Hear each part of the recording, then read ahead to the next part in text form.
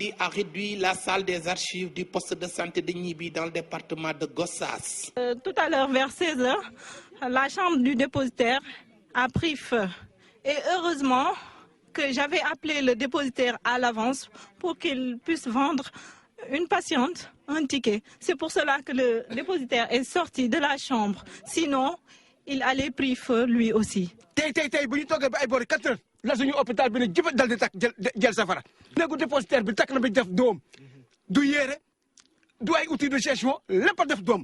Selon l'infirmier chef de poste et la sage-femme, depuis 2 ans, des poteaux sont à terre et des fils électriques encerclent la structure sanitaire. Quand je suis venue, j'ai trouvé ce poteau-là en bas. Et ça, j'ai trouvé que ce n'est pas prudent. Non seulement chez les enfants, l'école est là, le poste de santé est là. Il y a d'autres êtres humains qui habitent ici. Donc ça, c'est pas sûr du tout. Lu ko waral fil yi ci suuf fil yaa ngi ni tëdd ci suuf depuis presque ñaari at yoo xam ne wax naa def nañ fu ne dem nañ ca fu ne jooytu nañ ko xanaa kay dañ doon xaar tey bi safar bi hôpital bi teg wala nit dee ñu door a wax. Ces populations de Nibi exigent une réaction des autorités dans les plus brefs délais. Vraiment, nous demandons de l'aide si c'est la mairie ou bien la Sénélec. Ils n'ont qu'à faire vite parce que ça, c'est pas prudent du tout. Ah, c'est pas sûr du tout. Ngir yàlla nañu ko dimbale kii dafa kii yëkkatil ñu ko soit waa mairie wala waa Sénélec ñoom ñoo xam ban autorité compétente moo ko war a defar mais lii dafa ñaaw suñu xot fu mu suñu bakkan mu ngi ci xotu gerte fu mu ne. Touba Mbacké, Mamadou Makhtar Sarr pour la radio-télévision Walfadjri. Mamadou Makhtar Sarr, merci. Les relations de plus en plus exécrables entre les recteurs et les enseignants de l'université de Ziguinchor. Ces derniers dénoncent la gestion de l'institution et réclament la tête de Keba Koufia Diawara. Les éclaircissements avec Papou Mané. Entre les recteurs et les enseignants-chercheurs de l'université Assane Seck de Ziguinchor. Après un sit-in tenu ce lundi au rectorat, ces derniers ont tiré à boulet rouge sur la gestion de Keba Koufia Diawara. Monsieur le Président de la République, force est de reconnaître que le parti est passé avant la patrie. L'université est comme une entreprise dont le rayonnement et le développement dépendent foncièrement du dynamisme du chef d'entreprise, de sa créativité, bref, de ses compétences. Le budget de l'IAEZ est géré de façon unique par l'ordonnateur principal qui se taille la part du lion, près de 94% des ressources allouées au rectorat. De ce budget insuffisant, une bonne partie est utilisée par l'administration rectorale pour récompenser un clan à travers des créations de directions illégales et le paiement de primes tout aussi illégales. Ce même budget insuffisant, une bonne partie est consacrée aux charges de transport du recteur qui brille par ses voyages fréquents et improductifs. De ce budget insuffisant, une bonne partie est destinée à l'entretien de l'hôtel du recteur, aux charges locatives de maisons de fonction et d'une maison de l'université devenue un gouffre à millions pour caser des militants. Les enseignants-chercheurs affiliés au syndicat autonome des enseignants du supérieur, le recteur se dit indigné et surpris par la sortie de ses collègues. Keba Koufia Diawara. Nous avons vu qu'il y a énormément de confusion dans cette lettre. Confusion étonnante pour des acteurs de l'institution. Cette institution, à l'université Assane Seck de Ziguinchor, tenir de tels propos, des confusions, nous nous posons des questions. Est-ce que c'est fait à dessein et dans quel but? Ce qui est important et que je tiens à vous dire, c'est que la communauté, mes collaborateurs et moi-même, nous allons travailler sur ce dossier et mettre très rapidement à la disposition de l'opinion des réponses précises et très claires. Désormais, le Assane Seck de Ziguinchor vit sous la menace d'une instabilité. La posture des uns et des autres n'est pas de nature à apaiser la situation dans cette institution souvent secouée par des mouvements d'humeur. Papomane, Ziguinchor, Radio-Télévision Walfadjri. Papomane, restons dans l'éducation pour parler de l'amicale de la faculté des sciences et techniques en grève aujourd'hui. Et devant un sit-in, ils l'ont tenu devant le rectorat. Ces étudiants dénoncent le non-respect du délai des travaux de la construction des chapiteaux pour faire les cours et des problèmes pédagogiques. Souffrance des populations de Gourel Bari dans la commune de Tambacounda, un quartier qui n'a ni eau ni électricité, encore moins de route. Ses habitants tiennent pour responsable la municipalité. Dans cette correspondance, Alassane Diallo.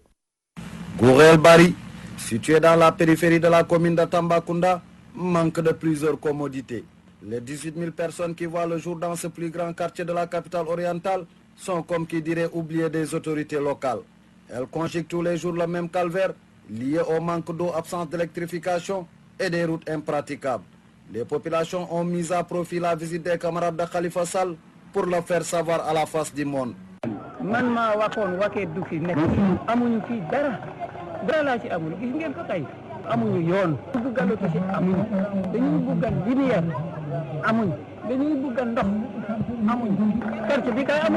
Nous sommes très fatigués dans notre quartier Gourel Bari, qui est le plus grand quartier de la ville. Nous n'avons pas d'eau ni électricité. Nos enfants éprouvent des difficultés énormes pour apprendre leurs leçons. À partir de 19h, ils n'osent pas sortir pour aller dans le quartier voisin étudier.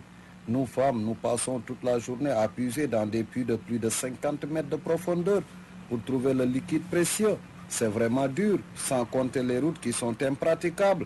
Pendant l'hivernage, nous ne sommes pas sénégalais. Nous n'avons rien dans ce quartier où nous sommes vraiment fatigués. Les politiciens nous promettent monts et merveilles à la veille de chaque élection. Mais après, ils ne font rien pour nous. C'est vraiment triste et dur pour nous, population de Gourel Bari. Il faut qu'il jënd sondel loolu dafa metti maternité amuñu ko war nañ ko am de santé wañ nañ ko am même suñu doomu yi sax pour football sax amuñu poto terrain organisé wul dara dafa mel ni ñun bokkuñu ci Tambacounda daal ñun ci koñ bi tamit dañoo sonn jigéen ñi dañoo sonn ñun ci teen la ñuy root moom la ñuy naan dañuy yendoo ak fanaan te root bi dafa metti ay jukki si benn teen boo xam ne 50 mètres.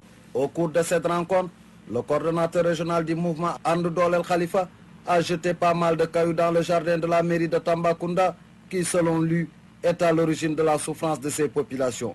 Les problèmes de Tamba, ça ne date pas d'aujourd'hui, ça date très longtemps. Et là où on va, ce sont les mêmes problèmes. Il y a le problème de route, il y a le problème de l'eau, le problème de lotissement, les problèmes d'électrification aussi. Et là, j'ai l'impression que la mairie de Tamba n'existe pas. Hein. Mais les populations ne cessent de le dire. Chaque jour, ce sont les mêmes discours.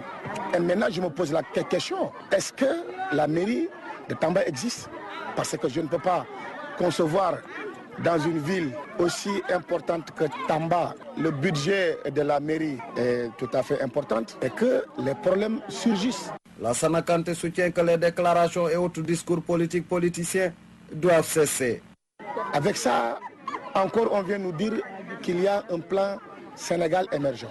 Et là, je crois que les discours politiciens, là, il faut que ça cesse. Il faut que les gens se mettent autour de l'essentiel et de travailler sérieusement.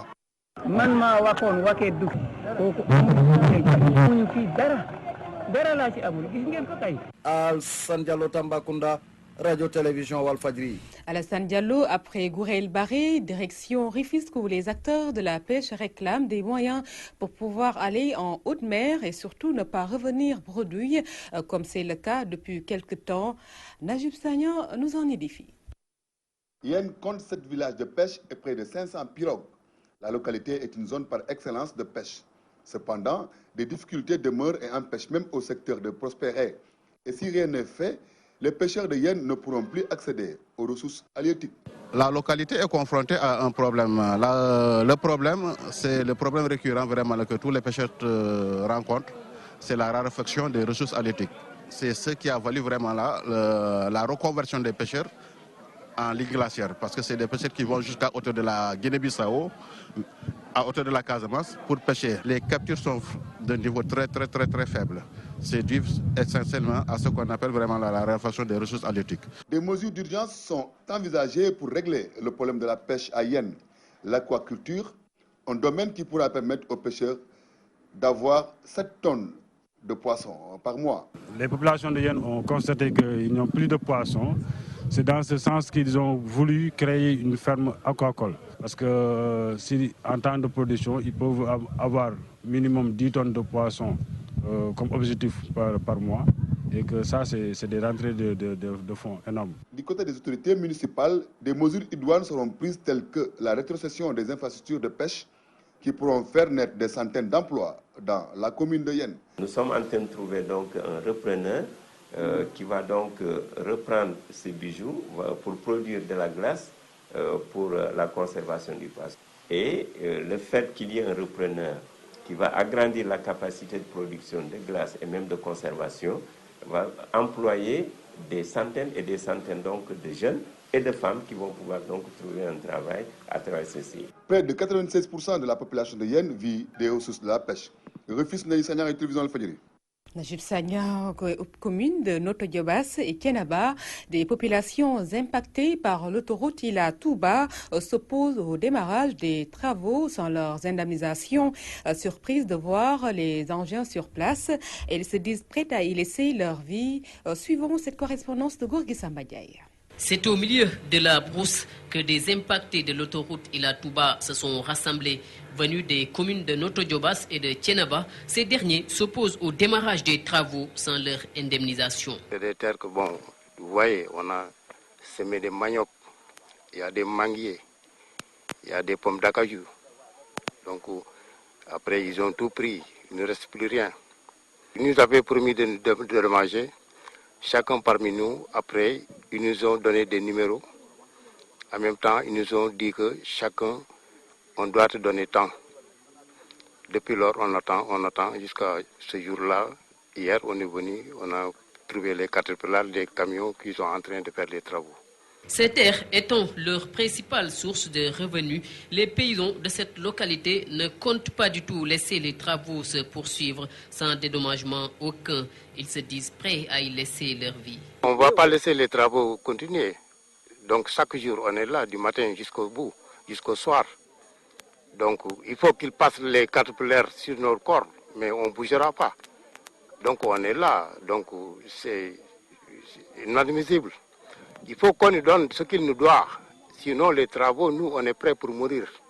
Reçus à Thiès, des victimes de l'autoroute Ila Touba ont été dédommagées. Le reste, après des promesses et un va-et-vient entre leur village et le chef-lieu de la région, n'ont jusque-là vu la couleur de l'argent. Ces impactés en appellent à l'arbitrage du chef de l'État. Gorgui Sambadiaï, Thiès. Une épidémie de rougeole à Kédougou, 3 cas confirmés qui sont des enfants étrangers. Un enfant serait mort de la maladie. Une campagne de riposte est d'ailleurs engagée par le centre médical de la région de Kédougou. Soliboura Madabou nous en édifie. Farouchement combattue par le personnel médical en 2015, la rougeole refait surface dans la région de Kédougou. À en croire Mamoud Sall, médecin-chef de région, 3 cas sont déjà confirmés. Selon les normes de l'OMS, si nous avons 3 cas confirmés de rougeole dans un district sanitaire, ce district peut être déclaré en situation d'épidémie de rougeole. Nous avons dans le mois 3 cas de rougeole au niveau de Kédougou. Ce n'est pas dans la même localité. Dans la commune, nous avons 2 cas et à Bantako, nous avons 1 cas. Donc, pour que les cas ne puissent pas s'étendre dans la région, de concert avec le ministère de la Santé, on a décidé de vacciner les zones où c'est apparu ces cas de rougeole. De l'avis du médecin, le ministère a déjà déployé des moyens pour circonscrire l'épidémie. Et les 3 cas restent aujourd'hui hors danger. On a déjà commencé à vacciner à Bantako et dans la commune de Kédougou. Mais ce qu'il faut dire, ces cas qui sont déclarés, la majorité des cas, ce n'est pas des Sénégalais déjà.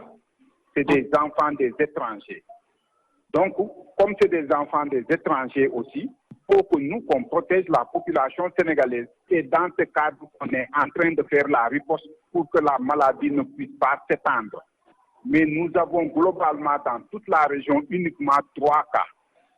Et actuellement, le ministère a mis tous les moyens qu'il faut pour pouvoir vacciner la zone où on a eu à détecter ces 3 cas.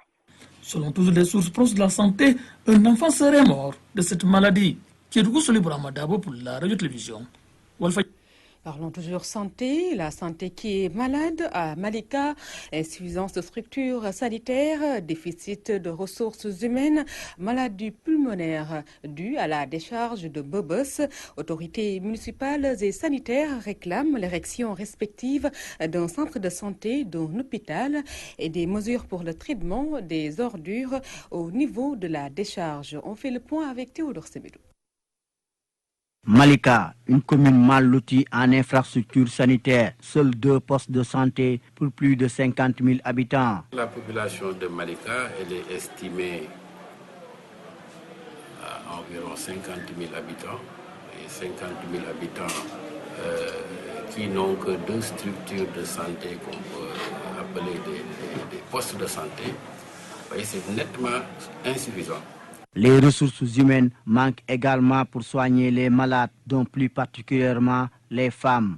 On a des difficultés parce qu'il n'y a qu'une seule sage-femme. Actuellement, il y a des sages-femmes communautaires que j'ai eu à recruter pour assurer la consultation et les gardes. Parce qu'une seule sage-femme ne peut pas couvrir toute la population de Malika. Les populations sont aussi exposées à des maladies pulmonaires, gastriques, du fait de la cohabitation de leur zone d'habitation avec la décharge de Mbobos qui nécessite aujourd'hui des solutions d'urgence. Les populations qui sont riveraines, qui habitent tout autour de la décharge, il y en a qui utilisent la nappe phréatique comme l'eau de la nappe comme source d'approvisionnement en eau potable. Et donc, des études ont montré que cette eau-là est souillée au métaux lourds. Et donc, ça a une souillure au métaux lourds, pathologie quand même, qui risque d'être assez grave. Et je pense qu'également, il nous revient de droit, puisque la population n'a pas demandé la décharge. Donc, il revient de droit à la population de Malika que les autorités, que tout le monde, ceux qui polluent la vie, puissent, comment dirais-je, en quelque part, dédommager un peu cette localité. Il faut des effets, des actions de mitigation pour que cela ne gêne pas.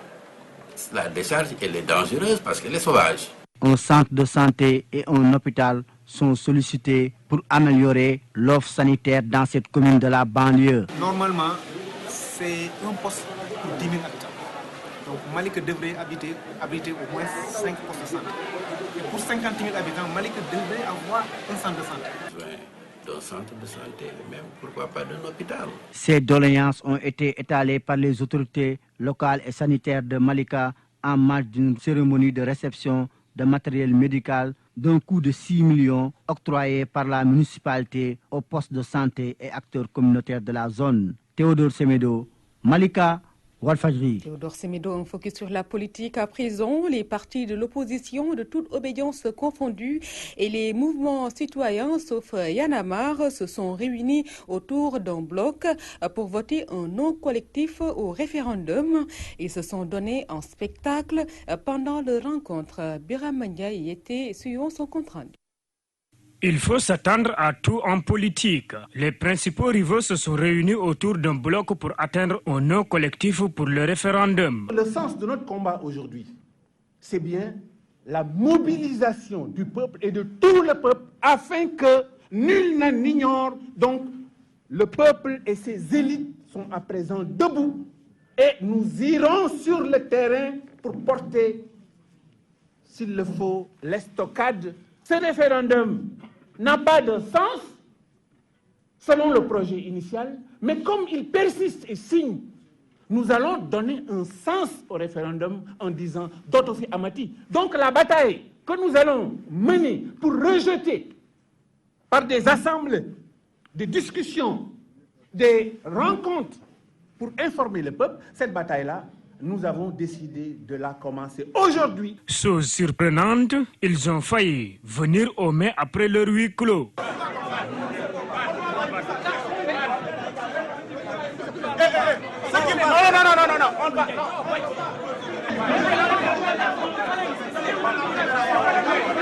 Tant bien que mal, l'objectif est fixé. Il faut bouter hors du pouvoir le président Sall, même s'il faut taire les querelles de leadership entre opposants.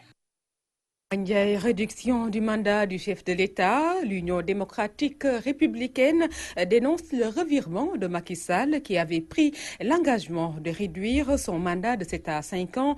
Les responsables de ce parti qui étaient en conférence de presse fustigent le manque de concertation dans les réformes et disent qu'ils vont voter un non pour le référendum du 20 mars. Suivons les propos de Matar Diagne, le porte-parole de l'UDR, recueilli par Amadou Limbaye. Il avait pris l'engagement de le faire lui-même, sans qu'il soit commandité par telle ou telle personne. Mais les Sénégalais se sont l'approprié et ça a impacté dans la conscience des Sénégalais. Je crois aussi que la légitimité est au-dessus de la légalité. Il devait respecter ses engagements. Mais il a une porte de sortie.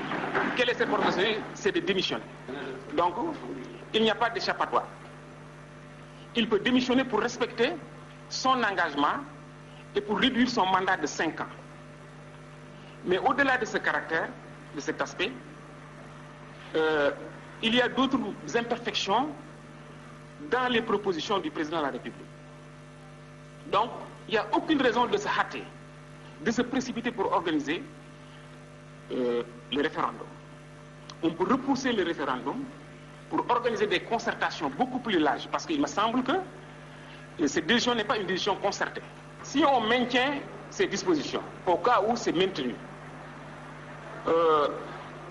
nous ne faisons pas comme certains qui ont déjà déclaré qu'ils vont boycotter les élections. Le boycott n'est pas bien. Nous allons appeler les Sénégalais à voter non. Parce que voter oui, c'est permettre à Michel Macky Sall de briguer un 3e mandat. C'est Andy Roche. Politique du pays, le président du mouvement pour la réincarnation des valeurs exige un dialogue national entre pouvoir et opposition. Il n'a pas aussi manqué de dénoncer le mal-vivre des populations confrontées à un manque d'infrastructures. Ousmane Kane, le président du mouvement, s'en explique au micro d'Aboukan. Vous avez vu quand même, nous avons rencontré d'énormes difficultés pour rallier ce village-là. Donc vous savez carrément, c'est une localité tellement enclavée. Donc, comme Tiral de Bouki l'a dit, et jusqu'à la fin du Sénégal avec qui de frontière. Donc, vous savez que c'est un secteur qui est carrément qu'on doit prendre en compte par rapport aux préoccupations de cette localité-là. Parce que ici, avec l'enclavement, vous avez vu en venant. Quand même quelqu'un qui prend même de la marchandise pour quitter Dakar pour venir ici, il va confronter même avec les douaniers qui sont en cours de route. Donc c'est comme si cette localité se trouve hors du Sénégal. Donc vous avez vu aussi encore ce qui concerne l'infrastructure, ça en avait parlé. Jusqu'à présent, il y a des localités qui sont très enclavées et il y a un programme, mais ce programme-là doit être précipité parce que vraiment, ce que disent les ploirs, donc quelqu'un qu'on dit carrément, il faut attendre alors qu'il y a la nourriture ici, donc vraiment il ne peut pas attendre cela. Aujourd'hui, je dirais quand même vraiment qu'il faut qu'il y ait le dialogue. Il faut qu'il y ait dialogue parce que depuis que il n'y a pas eu rencontre entre l'opposition et le pouvoir. Donc il doit y avoir dialogue. Il faut qu'il y ait un juriste qui dit qu'il y a une prérogative qui permet au président de la République de changer la Constitution ou bien de changer quelque chose comme on appelle la Constitution, ce que le droit lui permet. Dans la religion, dans ce journal, avec la ziara annuelle de Taïba Niangène, le thème porté sur l'islam face à la violence et à l'extrémisme, le président directeur du groupe Walfadjri, Sidi Lamine Niasse, qui animait la conférence, est revenu sur le sens du thème. Cet événement religieux initié par Tafsir Ahmed Bokarnian, un grand disciple de Mame Abdoulaye Niasse, mobilise des milliers et des milliers de fidèles. Un récit de Amadou Limbaye. La 120e édition de la Ziara annuelle de Taïba Niangène a vécu. L'édition de cette année, dont le thème porté sur l'islam face à la violence et à l'extrémisme, a réuni d'éminentes personnalités et mobilisé des milliers de fidèles venus pour la plupart des régions du pays et de la sous-région. Sidi Lamine Niasse, qui a animé la conférence, est revenu sur les préceptes islamiques. Cette religion de paix respect d'autrui et de partage. Le PDG du groupe Walfadjri n'a pas manqué dans son speech de souligner que l'islam, en dépit de son caractère pacifique, sait aussi se défendre. Rappelons que cette ziara qui est célébrée chaque année a été initiée par Tafsir Ahmed Boukarnian, un grand disciple de Mame Abdoulaye Niasse, qui l'avait d'ailleurs incité à le faire. Une tradition que les fils et petits-fils perpétuent. A signalé aussi que cette ziara constitue une aubaine pour les populations de Taïba Niangène qui y voient un moyen pour raviver d'une part la flamme du développement pour cette localité.